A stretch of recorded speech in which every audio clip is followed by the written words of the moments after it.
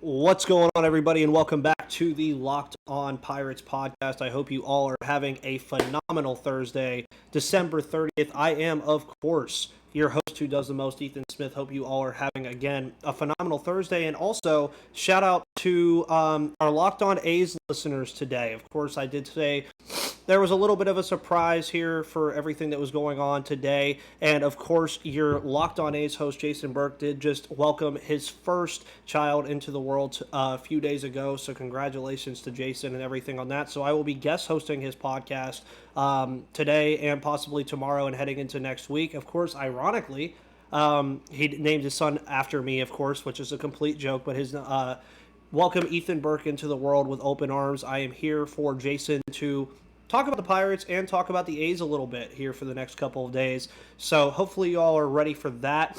As you see, I'm kind of here with the ASU hat today, and of course our new Locked On polo. I was going to say hoodie, but this is definitely not a hoodie. But on today's episode, we of course are going to be talking about a couple things. Which Pirates and A's players are poised for a breakout in 2022? Intrigue about the Oakland Athletics and what has always intrigued me about the squad, and who are my favorite A's players across all of history. With all of that said, make sure you head to the First Listen hashtag all the time on Locked On A's and Locked On Pirates. You can listen every day wherever you find your podcast on Apple, Spotify, Odyssey, Google Podcasts, all that good stuff. And, of course, on YouTube. We're trying to get to 100 subscribers before 2 days left, guys. But you can follow me on Twitter at MVP_Ethan. Follow the podcast on Twitter at Locked On Pirates. And with all that said, you know when the music plays, it's time to have fun. So here we go.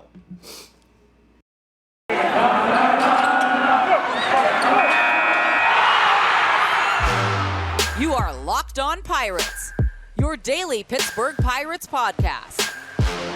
Part of the Locked On Podcast Network, your team every day.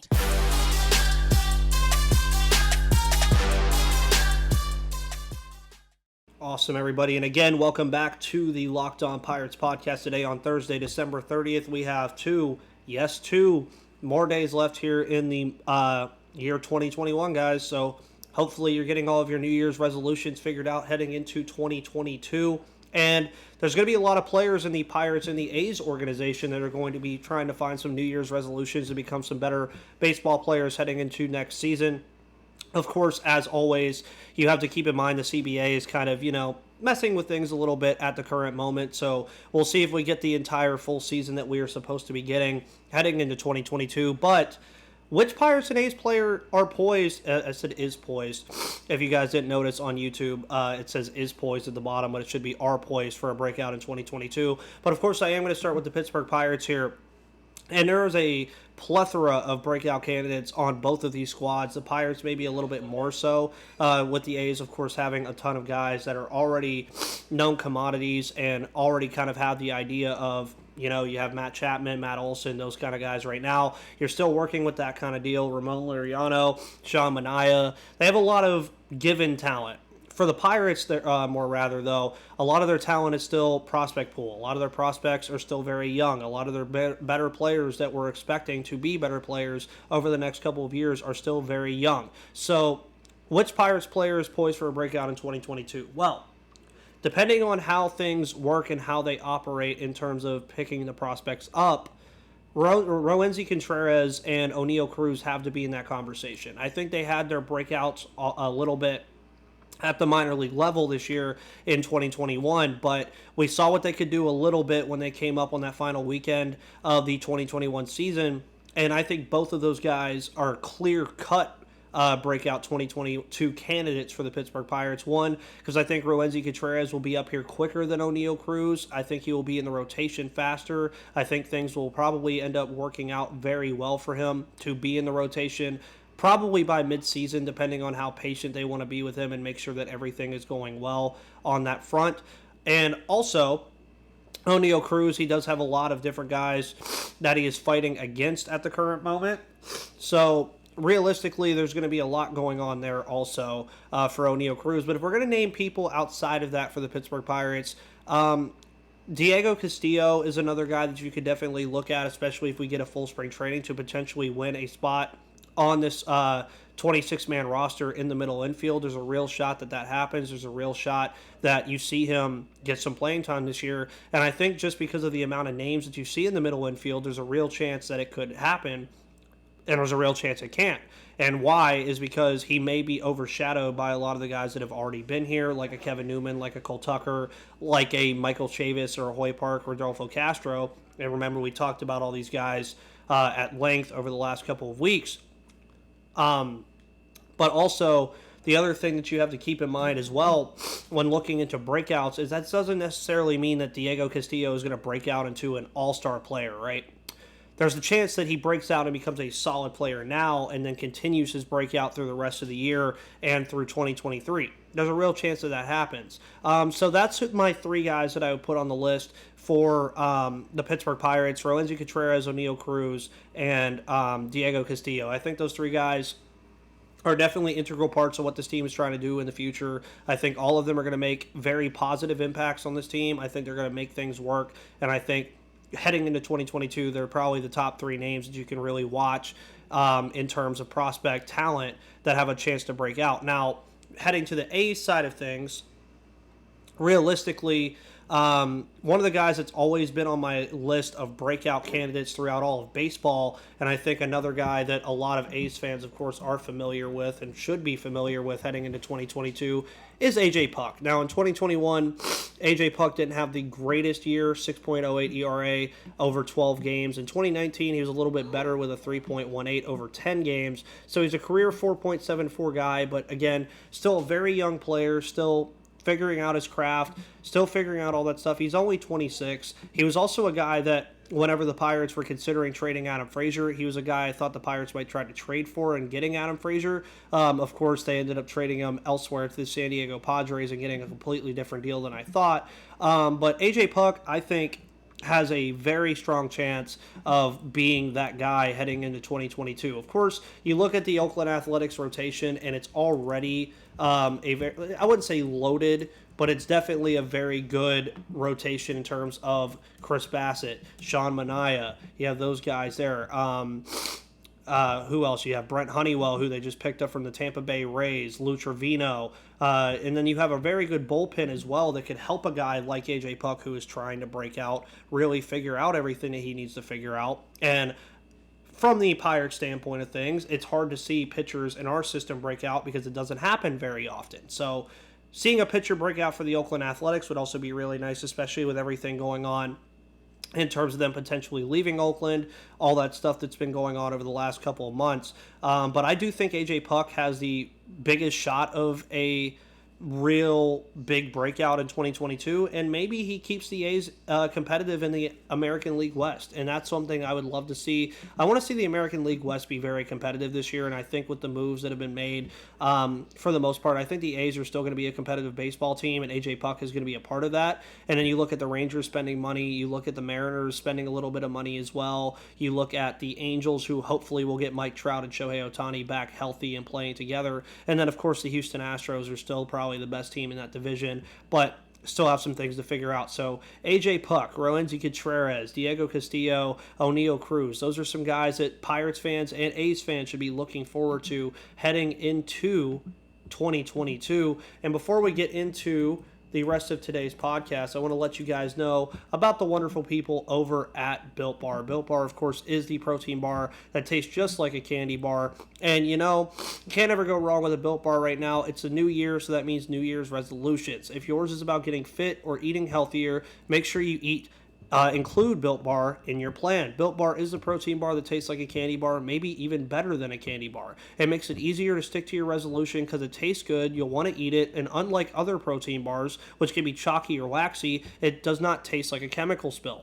You want to eat healthy, but it just gets so boring. By like week 3, you might be thinking this isn't worth it, so where's the chocolate? Well, Built Bars are 100% covered in chocolate, and most contain 130 calories, 4 grams of sugar and net carbs, and 17 grams of protein. If you compare that to a standard candy bar, standard candy bars usually have around 240 calories, 30 grams of sugar, and a dozen of net carbs. And there's so many flavors to choose from: coconut almond, peanut butter brownie, raspberry, cookies and cream, salted caramel, mint brownie, and many more. Built is always coming out with new limited time flavors, so check out Built.com often to see what's new. Make sure you go to Built.com right now and use the promo code LOCKED15, and you'll get 15% off of your next order when you invest in the best protein bars on the market. Now, as we continue with this kind of Locked On A's, Locked On Pirates crossover, despite, of course, Jason not being here, we continue with what has always intrigued me about the Oakland Athletics. Well, one, the jerseys.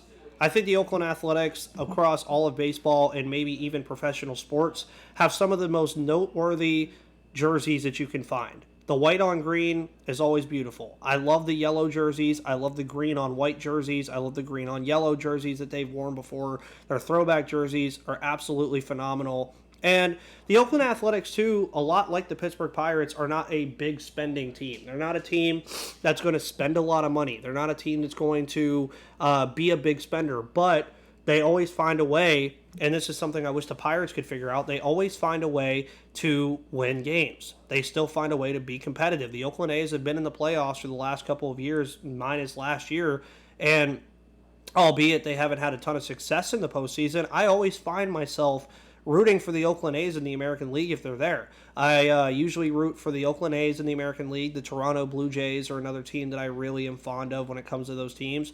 And, I mean, Cleveland is in close proximity to Pittsburgh, but I don't really root for the Indians or the Guardians,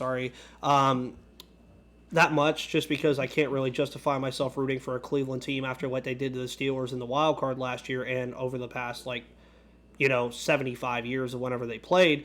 But it's always the A's. They always intrigue me just because their talent pool is always there, which we'll talk about some of my favorite players across Oakland Athletics history in the final part of this episode. And, I mean, they always, again, they find a way to be competitive. And this year they didn't find the way to be competitive. But realistically, you look across time for them, and they've had just phenomenal success with lower payrolls. And that's what you always want to see from these lower teams is build their prospect pool up, build through a lower payroll, and just have a lot of fun with it, and then watch a good baseball team play. As a Pirates fan, I only saw that for 3 years, and I'm 23 years old. I've only seen them be competitive for 3 years. And that was the 3 years they made the playoffs in 2013 through 2015. Meanwhile, the Oakland Athletics, as I said, and it's a great thing for Jason because Jason does a phenomenal job talking about this team. He does a phenomenal job rooting for this team. It's just unfortunate because realistically, the Pirates have to watch 100 lost teams go out there while the Oakland Athletics sometimes are on the cusp of 100 wins. And that's what's always intrigued me. And, of course, you look at the movie Moneyball. You look at all the things the A's have in terms of pop culture and all those other things as well. And it always goes back to that A on the chest, that A on the hat. And it's just a notorious, logo. It is. And there's a lot of history behind it as well. The Oakland Athletics always intrigue me. I think they're going to continue to intrigue me. And seeing what they do in this offseason, if the CBA allows them to make any more moves this offseason, that intrigues me as well. I want to see what they pull out of the hat. I want to see if Matt Chapman and Matt Olson end up staying. Ramon Liriano actually liked one of my tweets a couple years ago whenever he made a ridiculous play in center field. Ramon Liriano is one of my favorite players. I'd love to see him in a Pirates jersey, but I know Oakland Athletics fans like him a lot, and I know he likes the Oakland Athletics, so he'll probably be there for a minute. And that's really where my intrigue about the Oakland A's comes from, for the most part, is I just like the way they manage their team for the most part, and I do eventually hope that they do stay in Oakland. And before we get into the final part of today's episode, I do want to let you guys know about the wonderful people over at betonline.ag. Betonline.ag has you covered all season with more props, odds, and lines than ever before as football season continues the march to the playoffs. BetOnline remains your number one spot for all the sports action this season. Head to our new updated desktop or mobile website to sign up today and receive your 50% welcome bonus on your first deposit. deposit. Just make sure to use the promo code Locked On to receive your bonus on that 50% match. From basketball, football, NHL, boxing, and UFC, right to your favorite Vegas casino games. Don't wait to take advantage of all the amazing offers available for the 2021 season. BetOnline is the fastest and easiest way to bet on all of your favorite sports. BetOnline is where the game starts. Now, for the final part of our episode today, which, of course, with it being the offseason, the episodes are a little bit shorter here on my end. I'm not sure if Jason is still doing the 30-minute format, but I'm kind of doing a little bit smaller format for you guys just to make sure that we get some things out for you and get some fun topics going. And who are my favorite A's players across history? Well, there's a couple of them. Of course, you have Reggie Jackson, one of the best to ever do it. Can't ever doubt him. Can't ever be mad about it. You know, Reggie Jackson, Mr. October, one of the best players to ever do it. I actually played with a kid. His name was actually Reggie Jackson when I was in Little League Baseball, and he wore his number and everything. Of course, I'm a big Los Angeles Clippers fan, as Jason may let you know in the future. So we have our own Reggie Jackson as well. But Reggie Jackson, he was just a polarizing figure, a guy who you go back and watch him play, and he's just phenomenal. I mean, he's ridiculous. He's a phenomenal player, phenomenal guy to be around. And, of course, his nickname, Mr. October, is something that no other guy is really ever going to take from him. No other player is ever going to be Mr. October again, I don't think. I mean, you've had moments in the World Series, you've had moments in October where they're like, oh, he's channeling Mr. October. Well, yeah, that's why he's channeling him. He isn't Mr. October. And Reggie Jackson, easily my favorite A's player of all time. A guy that was also ridiculous and has a phenomenal card in MLB 21 to show. Rickey Henderson, of course, the base stealing legend.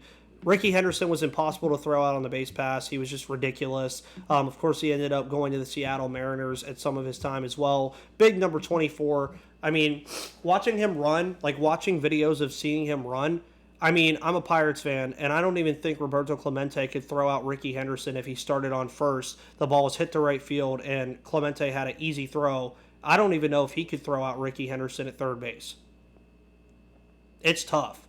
I mean, you look at go look up videos of Rickey Henderson stealing bases, and it's probably the most crazy thing you'll watch all day. It's ridiculous. Rickey Henderson, crazy player, just a ridiculous guy, and I mean, I don't think you're ever going to see another base stealer ever be as good as he was. And not only was he a base stealer, but he was a very good player elsewhere as well. I mean, the guy won an MVP, 10-time All-Star, 2-time World Series champion, Gold Glove champion, 3-time Silver Slugger, ALCS MVP. And you look at his career stats, he batted a career .279, 419 slugging, 401 on base percentage, 820 OPS. That's nuts. That's ridiculous. So I'd say he's number 2. I mean, a lot of these guys, of course, are some of the best A's players of all time. And Coco Crisp always has to be on there. Just loved his name. Just will never not get over the name Coco Crisp. I think it was just the best baseball name ever. Dennis Eckersley, another guy that I've watched videos on and really enjoyed watching play. Barry Zito was another guy that I was always kind of fond of after he left the Chicago Cubs to go to the Oakland A's. Lefty Grove, of course, you look at him. There's a lot of guys. Josh Donaldson, before he went to the Toronto Blue Jays, another fun guy that was playing there for the Oakland Athletics. You literally had Home Run Baker, Chris Davis, or as I like to call him, Crush Davis, who I actually wanted to be a Pittsburgh Pirate before he kind of fell off a little bit. Never forget Yoenis Cespedes being there, and now Matt Chapman, Matt Olson being the big players that they are as well. The A's have a ton of really great players across their history. I mean, Terry Steinbach, Miguel Tejada, Eric Chavez, Rolly Fingers, Catfish Hunter, Vita Blue. Of course, if you want to say it, Jose Canseco, Mark McGuire, Jason Giambi. I mean, they have just a really, really big slew of guys that are just likable players. Now, I did name one that was not very likable anymore, but we won't get into that. But again, I think my top three would probably just based on what I've seen and how I've watched this transpire over time with the videos I've seen. Ricky Henderson has to be up there, Reggie Jackson has to be up there, and Coco Crisp has to be up there. I always find myself gravitating towards outfielders as my favorite players. I never really played the outfield when I played baseball on my own, but I always find myself doing that, and that's realistically why I like those players. And Ramon Liriano, he's one of my favorite players in baseball right now. And realistically, Pirates have a really good outfielder right now, Brian Reynolds, that I hope gets his due and gets a winning baseball team like the Oakland Athletics have seen in the last couple of years. I think Brian Reynolds definitely has the chance to be a Matt Chapman, Matt Olson type player.